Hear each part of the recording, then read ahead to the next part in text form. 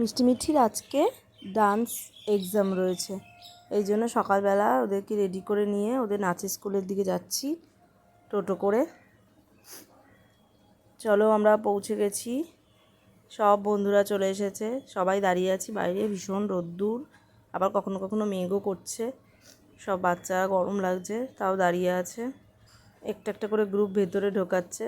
দেখো সব বাচ্চাগুলোকে কি মিষ্টি লাগছে, কি সুন্দর লাগছে, সব কটাকে সুন্দর লাগছে একই রকম। ওদের এই প্রথম নাচের পরীক্ষা, এই প্রথম ওরা নাচের পরীক্ষা দিচ্ছে এনসিডিসির তরফ থেকে। পরীক্ষা হয়ে যাওয়ার পর আমরা চলে গেছিলাম ওদের জন্য কেস কিনতে, কারণ ওদের স্কুলের কেসটা ছিঁড়ে গেছে, ওই জন্য আমরা কেস কিনতে গেছিলাম।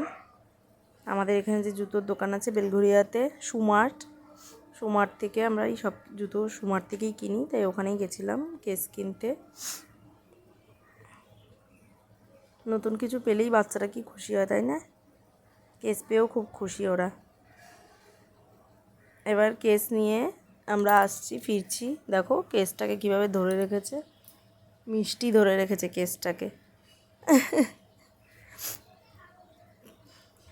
আর ওরা আমাকে বারবার বলছিল যে ওদের ফ্রুটি খেতে ইচ্ছা করছে, ফ্রুটি খিদে পেয়েছে, এই জন্য বাবা আবার ওদেরকে একটু ফ্রুটি কিনে দিল।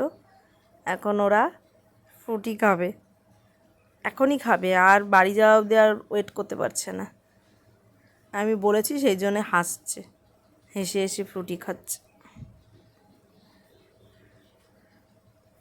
চলো আমরা এবার চলে এসেছি বাড়ির সামনেই প্রায়। আজকের মতো নাচের পরীক্ষা এখানেই হয়ে গেল, আবার পরের বছর। ওরা এবছর প্রথম নাচের পরীক্ষা দিল, সবাই আশীর্বাদ করো যাতে ওরা ভালো নাম্বার পেয়ে পরীক্ষায় পাশ করে। টাটা টাটা দিচ্ছে সবাইকে।